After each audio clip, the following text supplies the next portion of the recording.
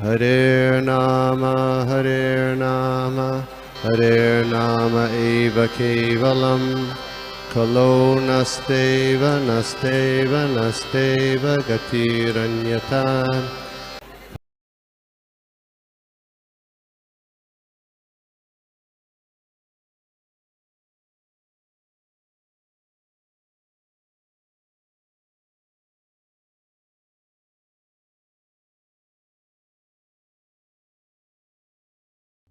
कृष्णा। तो सभी का हार्दिक स्वागत है आज के इस प्रातःकालीन साधु संघ ऑनलाइन सत्र में, जहाँ पे हम लोग देख रहे हैं तीसरे स्कंद के 5वें अध्याय का श्लोक नंबर 42। तो हम लोग शुरुआत करते हैं। मैं शेयर करता हूँ स्क्रीन। तो हम लोग प्रार्थना से शुरू करते हैं। ओम नमो भगवते वासुदेवाय, ओम नमो भगवते वासुदेवाय, ओम नमो भगवते वासुदेवाय। नारायणं नमस्कृत्य नरं चैव नरोत्तमं देवीं सरस्वतीं व्यासं ततो जयमुदीरये।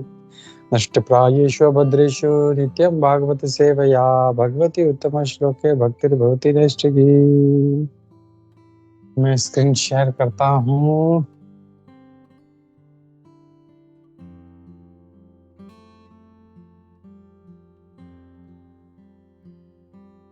तीसरा स्कंद 5वां अध्याय श्लोक नंबर 42। यदृच्छया श्रुत्वत्या च भक्त्या संवृज्यमाने हृदये अवधाय ज्ञानेन वैराग्यबलेन धीरा व्रजेम तत्ते अंघ्रि सरोजपीठम्। यश्रद्धया श्रुत्वत्या च भक्त्या संवृज्यमाने हृदये अवधाय ज्ञानेन वैराग्यबलेन धीरा व्रजेम तत्ते अंघ्रि सरोजपीठम्। हम लोग इसका अनुवाद तात्पर्य पढ़ते हैं। हम लोग तात्पर्य श्री प्रभुपाद द्वारा श्री प्रभुपाद की जय। Simply by hearing about lotus feet with eagerness and devotion, and by meditating upon them within the heart, one at once becomes enlightened with knowledge, and one, on the strength of detachment, one becomes pacified. We must therefore take shelter of the sanctuary of your lotus feet. यहाँ पे ये कहा जा रहा है, just भगवान के चरण कमलों को याद करने से, वो भी आतुरता से। कैसे याद करना है? With eagerness. जस्ट याद नहीं करना, विद आतुरता से, और दूसरा भक्ति से। और ऐसे जब हम उनको अपने में हृदय में ध्यान लगाते हैं, तो तुरंत उसको जो है वो ज्ञान से व्याप्त हो जाता है, और उसका वैराग्य जो है वो तुरंत वैराग्य से वो पैसिफाइड यानी शांत हो जाता है। इसीलिए हमको भगवान के श्री चरण कमलों की शरण लेनी चाहिए। अब हम लोग तात्पर्य पढ़ते हैं। तात्पर्य श्री प्रभुपाद द्वारा श्री प्रभुपाद की जय। The miracles of meditating on the lotus feet of the Lord with eagerness and devotion are so great that no other process can compare to it. The minds of materialistic persons are so disturbed that it is almost impossible for them to search after the supreme truth by personal regulative endeavors. But even such materialistic men with the little eagerness for hearing about the transcendental name, fame, qualities, etc. can surpass all other methods of attaining knowledge and detachment. The conditioned soul is attached to the bodily conception of self, and therefore he is in ignorance. हरे कृष्णा। तो हम लोग शुरुआत करते हैं चर्चा के लिए गुरुजनों का आश्रय लेके। नमो विष्णुपादाय कृष्ण प्रेष्ठाय भूतले श्रीमते भक्ति वेदांत स्वामीति नाम्ने नमस्ते सारस्वती देवे गौरवाणी प्रचारिणे निर्विशेष शून्यवादी पाश्चात्य देशतारिणे। जय श्री कृष्ण चैतन्य प्रभु नित्यानंद श्री अद्वैत गदाधर श्रीवासादि गौर भक्त वृंदा। हरे कृष्ण कृष्ण कृष्ण हरे हरे, हरे राम राम राम। नाना शास्त्र विचारणे निपुण षड धर्म संस्थापको लोकानां हितकारिणो त्रिभुवन वन्यो शरण्य करो। श्री राधा कृष्ण पदारविंद वजनानंदेन मत्तालिको वंदे रूप सनातनो प्रभुजुग श्री जीव गोपालको। सर्वस्य चाहं हृदि सन्निविष्टो मत्तः स्मृतिर्ज्ञानम् अपोहनं च वेदैश्च सर्वैरहं वेद वेदांत चाहम।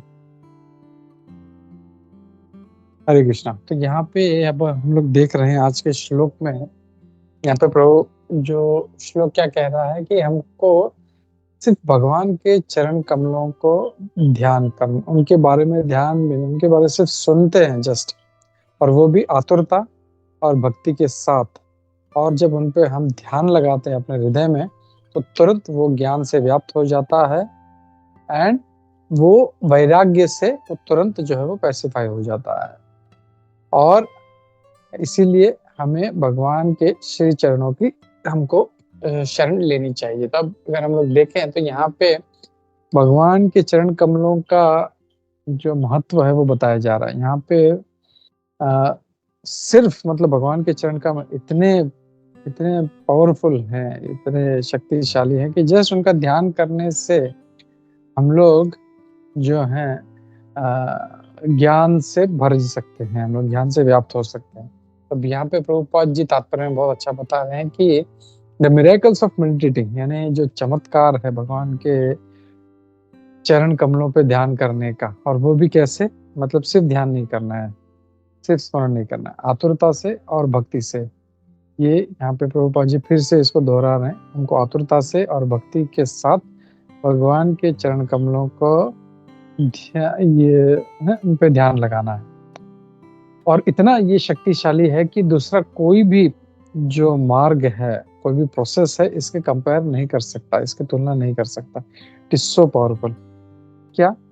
सिर्फ भगवान के श्री चरणों पे ध्यान करना, मेडिटेट करना, और जैसे श्लोक में कहा गया उनके बारे में सुनना, तो इतना पावरफुल है। जस्ट हम उनके बारे में सुनते भी हैं, भगवान के श्री चरणों के बारे में, कैसे वो सुंदर हैं, तो हम जो है तुरंत हम लोग जो है ज्ञान से व्याप्त हो सकते हैं, और वैराग्य से हम लोग उससे हम लोग पैसिफाई हो सकते हैं। तब यहाँ पे आगे कह रहे हैं प्रभुपाद जी, ये जो भौतिक लोग हैं उनका मन इतना विचलित होता है कि उनके लिए ये सब कुछ कर पाना बहुत मुश्किल है।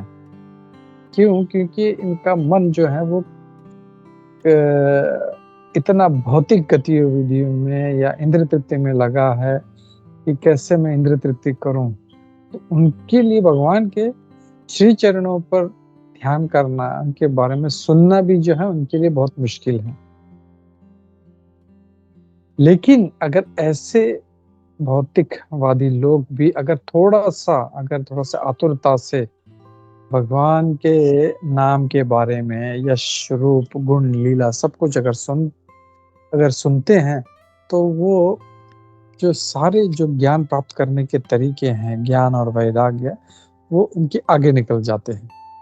तो ऐसा भौतिक व्यक्ति भी जो इंद्र तृप्ति कर रहा है, वो भी अगर थोड़ी आतुरता से अगर भगवान के बारे में सुनता है, तो वो भी जो है ज्ञान और वैराग्य, कुछ लोग सोचते हैं कि सिर्फ ज्ञान से ही जो है हम लोग भगवान को प्राप्त कर सकते हैं, या वैराग्य से। लेकिन यहाँ पे इन दोनों के आगे ये जो प्रोसेस है, भगवान के श्री चरण कमलों के बारे में सुनना, उनको याद करना, उसके आगे है ये प्रोसेस, ये मार्ग जो सिर्फ श्री चरणों का ध्यान। और इसके लिए हम लोग देखते हैं कि कई जो पापी लोग इससे तर जाते हैं। हमने देखा कई बार श्री नारद मुनि जी जो है अपनी कृपा करते हैं और उनको भगवान के बारे में बताते हैं, और कैसे कई लोगों का उन्होंने जीवन जो है उन्होंने चेंज कर दिया। तो ऐसे पापी लोग भी जो है तर सकते हैं, ये यहाँ पे प्रभुपाद जी भी कह रहे हैं। यहाँ पे फिर आगे कहते हैं कि जो बद्ध आत्मा है वो इस देहात्म बुद्धि से इतना व्याप्त है, और इसी कारण जो है वो अज्ञान में है, वो इसके बाहर निकल नहीं पाता।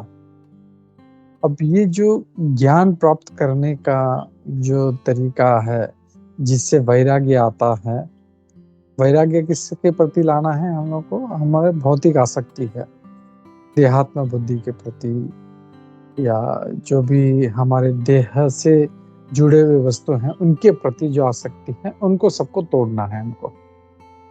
और ऐसे वैराग्य के बिना उस ज्ञान का भी कोई मतलब नहीं, भले ही उसको ज्ञान हो, लेकिन अगर वो अपने शरीर से, अपने पत्नी से, अपने घर बार से, अपने धन से, दौलत, अपने गाड़ी बंगला से अगर वो आसक्त है, तो उसका कोई मतलब नहीं उस ज्ञान का मतलब। और ज्ञान होने के बावजूद भी फिर वो वही काम करेगा। तो ज्ञान और वैराग्य जो है, ये दोनों साथ में, एक कह सकते हैं हम लोग, ये साथ में चलते हैं ये। फिर आगे कहते हैं कि सबसे द मोस्ट स्टबर्न अटैचमेंट, जो सबसे खतरनाक जो आसक्ति है हमारा, वो है मैथुन। और जो इस मैथुन से आसक्त है, प्रभुपाद जी कहते हैं, one is attached to sex life is to be understood of devoid of knowledge. वो ज्ञान से विमुक्त है, वो ज्ञान से परे है, सॉरी ज्ञान से हम लोग डिवाइड यानी क्या कहेंगे उसको, ज्ञान से बिल्कुल अलग है, भिन्न है वो एकदम। तो knowledge must be followed by detachment. तो अगर ज्ञान है तो ज्ञान के साथ वैराग्य भी बहुत जरूरी है।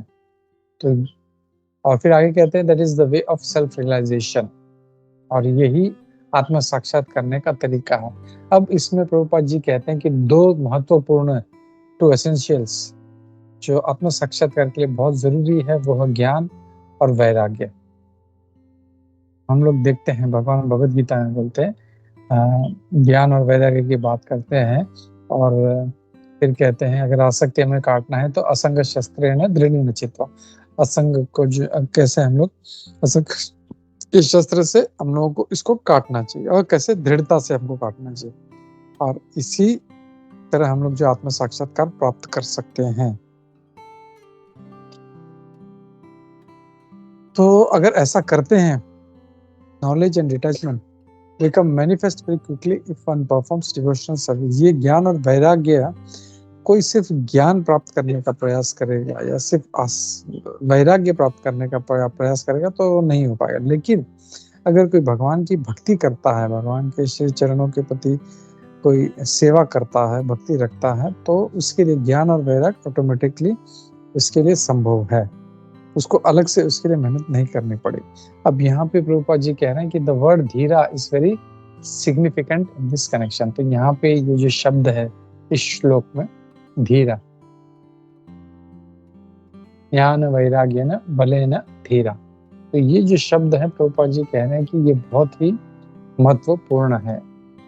अब जो व्यक्ति धीर नहीं है, अभी धीर क्या है हमने देखा, प्रभुपाद जी कई बार शिव जी का उदाहरण देते हैं। जब भी धीर की बात करते हैं तो बोलते हैं शिव जी इतने धीर हैं कि वो नग्न समाधि में बैठे हैं, पार्वती जी आके उनको छूती भी है तो भी वो कभी विचलित नहीं होते हैं। तो ऐसा प्रभुपाद जी उदाहरण देते हैं। धीर का मतलब है, धीर यानी जो कभी किसी तरह से विचलित नहीं होता। तब प्रभुपाद जी कह रहे the person who is not disturbed even the presence of cause of disturbance, यानी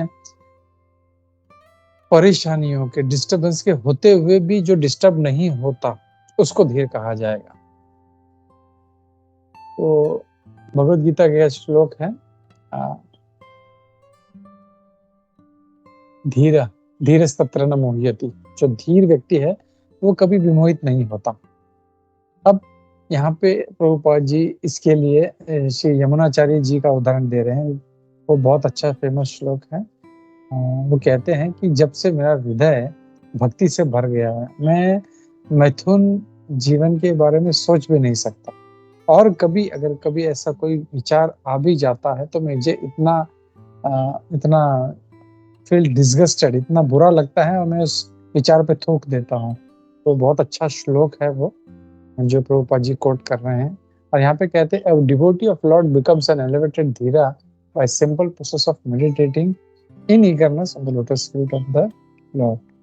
तो यहाँ पे कह रहे हैं कि एक भक्त जो है वो बहुत ज्यादा प्रगति करता है, ठीक है, और वो धीर बनता है जब वो सिर्फ सिंपल मेडिटेशन जो है, उन्हें ध्यान, भगवान के श्री चरणों पे ध्यान लगाता है। उससे वो जो है वो प्रगति कर पाता है। अब यहाँ पे आगे प्रभुपाद जी कह रहे हैं कि devotional service entails being initiated by bona fide spiritual master and following his instructions.